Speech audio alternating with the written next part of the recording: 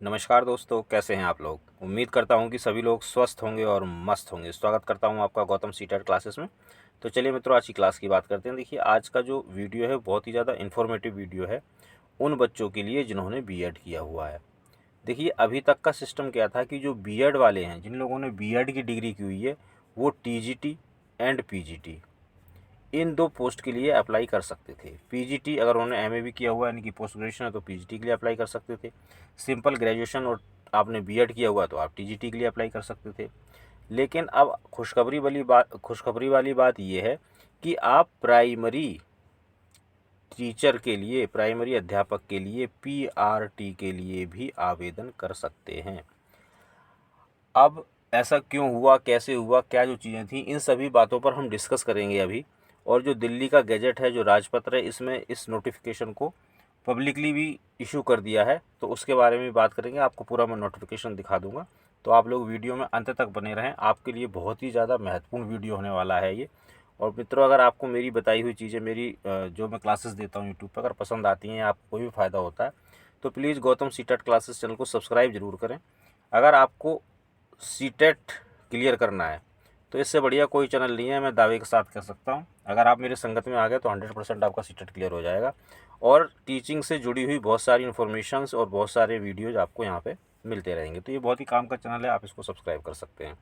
चलिए, अब हम सीधे सीधे चलते हैं कहाँ, इस गजट के ऊपर आपको मैं ले चलता हूँ जिसमें ये खबर आई है।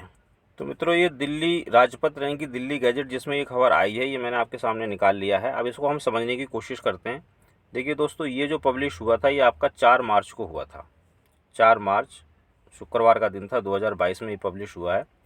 और देखिए, ये जो राजपत्र है, ये किस चीज़ के लिए है, इसको भी आप थोड़ा समझ लो। ये जो DOE यानी कि फर्स्ट टू 12th क्लास के जो स्कूल हैं दिल्ली सरकार के, ये उन स्कूलों के ऊपर लागू होगा, उन जो पोस्ट निकलेंगी उनके ऊपर लागू होगा।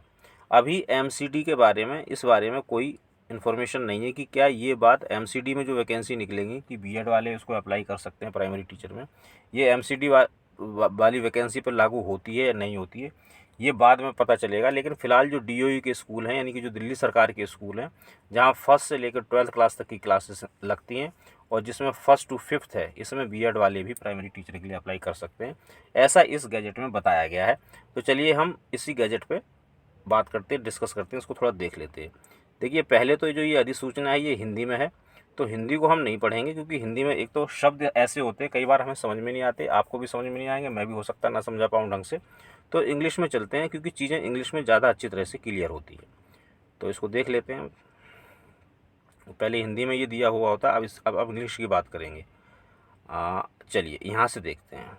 देखिए, अब हो क्या रहा है, मैं आपको क्लियर चीज़ बता दूं कि डीओई में, यानी कि दिल्ली सरकार के जो स्कूल्स हैं, उनमें वैकेंसी आने वाली हैं, लगभग 4061 वैकेंसी आने वाली हैं। ये 2022 की रिक्रूटमेंट है, ये वैकेंसी भरी जानी है। तो इसके लिए योग्यता तय करनी थी, खासकर किस चीज़ के लिए, असिस्टेंट जो टीचर है, प्राइमरी टीचर है, इनके लिए योग्यता तय करनी थी। क्योंकि अगर आप लोगों को पता हो तो इस महीने में भी पीआरटी के जो एग्ज़ाम्स हैं वो हो रहे हैं, जो दिल्ली सरकार ने वैकेंसी निकाली थी। और उन वैकेंसीज में बीएड वाले भी एलिजिबल हैं। तो उसी के रिगार्डिंग अब ये पब्लिकली भी गजट में निकाल दिया गया है। ये मैं आपको दिखा देता हूँ। तो हम क्वालिफ़िकेशन की बात करेंगे पहले, क्वालिफ़िकेशन क्या मांग रहा है, बाकी चीज़ों को छोड़ देंगे। देखिए, पहली क्वालिफ़िकेशन क्या है यहाँ पे, senior secondary with at least 50% marks and 2 year diploma elementary education by whatever name known from a recognise board. यानी जो पहले योग्यता थी आपकी कि आपने 12th किया हो 50% मार्क्स से, और प्लस आपने एलिमेंट्री एजुकेशन का कोर्स किया हो, जो आपके राज्य में अगर अलग नाम से भी जाना जाता है तो कोई दिक्कत नहीं है। तो ये बहुत नॉर्मल सी कंडीशन थी जो हमेशा लगी रही कि भाई प्राइमरी टीचर बनने के लिए आपके पास ये योग्यता होनी चाहिए, या फिर ये होनी चाहिए 45% मार्क्स और 2 साल का डिप्लोमा एनसीईटी के द्वारा वो अप्रूव्ड होना चाहिए, उसके जो नॉर्म्स एंड कंडीशन है। अच्छा, इसके अलावा क्या है अगली योग्यता, ये दोनों में से एक हो, या फिर क्या होना चाहिए, आप बीएलएड होने चाहिए, तो ये पहले से ही था, इसमें कोई दिक्कत वाली बात नहीं है। या फिर क्या होना चाहिए, senior secondary with 50% marks and 2 year diploma in education, यानी कि स्पेशल एजुकेशन। बहुत सारे बच्चे ये कहते हैं कि सर जो स्पेशल एजुकेशन का कोर्स करते हैं वो सिर्फ स्पेशल टीचर बन सकते हैं, स्पेशल एजुकेटर बन सकते हैं, बट ऐसा नहीं है। वो नॉर्मल जो पीआरटी है उसके लिए भी अप्लाई कर सकते हैं। यानी कि जिन बच्चों ने स्पेशल एजुकेशन का डिप्लोमा किया है वो पीआरटी के लिए भी अप्लाई कर सकते हैं, और जो स्पेशल एजुकेटर होता है उसके लिए अप्लाई। तो उनका एक पंथ दो काज है, इसके ऊपर मैंने एक वीडियो भी डाला हुआ, आप लोग चाहें तो देख सकते हैं। अच्छा, या फिर क्या होना चाहिए, graduation and 2 year diploma in elementary education, graduation and 2 year diploma, तो वो वही बात हो गई। या अब देखो क्या है, graduation with at least 50% marks and BEd, simple BEd. यानी कि ये जो क्वालिफिकेशन है ये और ऐड कर दी गई है पीआरटी के लिए, कि आपने अगर बीए किया हुआ है जिसमें 50% मार्क्स हैं तो वो तो होंगे ही, क्योंकि जब तक आपके 50% मार्क्स नहीं है, बीए या बीएससी या बीकॉम आपने जो भी कुछ किया हुआ है, यानी कि जो बैचलर डिग्री है आपके पास, 50% मार्क्स इसलिए होंगे क्योंकि इसके बिना तो बीएड हो ही नहीं सकती। और प्लस आपने अगर बीएड किया हुआ है तो आप आने वाली वैकेंसी जो कि दिल्ली सरकार में आने वाली हैं, 2-3 महीने में ही वो पब्लिश हो जाएंगी, उसमें आप अप्लाई कर सकते हैं। इसके अलावा और क्या इसमें क्वालिफ़िकेशन है, सीटेट मांग रहे हैं ये, तो वो तो पहले भी था, अभी भी रहेगा, उसमें कोई दिक्कत वाली बात नहीं है। और इसके अलावा ये कुछ चीज़ें हैं जिनको पढ़ने की हमें कोई ख़ास ज़्यादा ज़रूरत है नहीं, क्योंकि ये हमारे काम की नहीं है। मेन जो काम की चीज़ थी वो ये थी, graduation at least 50% marks and bachelor of education, यानी कि बीएड। तो दोस्तों, बीएड वालों के लिए बहुत खुशखबरी वाली बात है कि आप लोगों को पीआरटी के लिए एलिजिबल कर दिया गया है। अच्छा, इसमें एक लाइन और है, वो मैं आपको बता देता हूँ कि जब आप पीआरटी के लिए सेलेक्ट हो जाएंगे तो आपको एक 6 महीने का ब्रिज कोर्स करना पड़ेगा, 6 मंथ का, और फिर आप पूरी तरह से एलिमेंट्री जो क्लासेस हैं 1st to 8th पढ़ाने के लिए, आप जिन जिन लोगों ने डीएलएड किया हुआ है, बीएलएड किया हुआ है, बीटीसी किया हुआ है, ईटी किया हुआ, उनके लायक ही आप, उनके जितने ही योग्य हो जाएंगे। इसके बारे में भी इसमें दे रखा है, मैं ज़रा देख के आपको बता देता हूँ।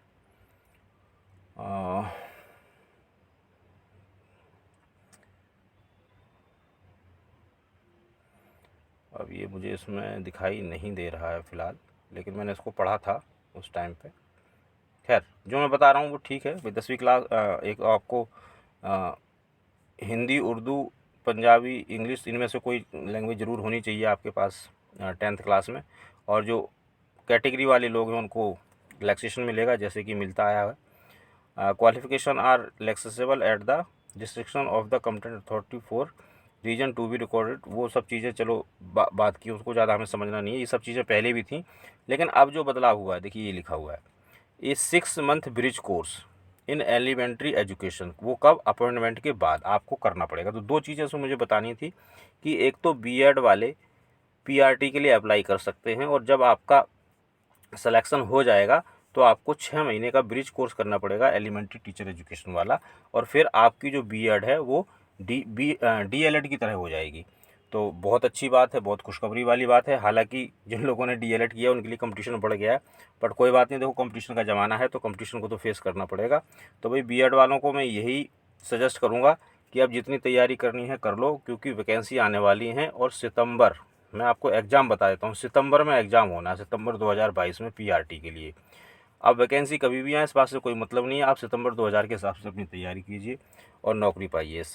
इस साल बहुत नौकरी हैं टीचर्स की, तो लग जाइए तैयारी में। बाकी अगर आपको कोई दिक्कत है, परेशानी है, तो आप मुझे कांटेक्ट कर सकते हैं।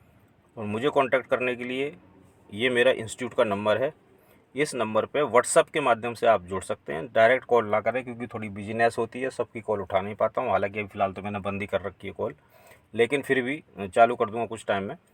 आप व्हाट्सअप के माध्यम से मुझे मैसेज करके मुझसे जुड़ सकते हैं। और दोस्तों, अगर आपको वीडियो अच्छा लगा हो, इन्फॉर्मेशन अच्छी लगी हो, तो चैनल को सब्सक्राइब, लाइक, कमेंट और शेयर करते रहिए।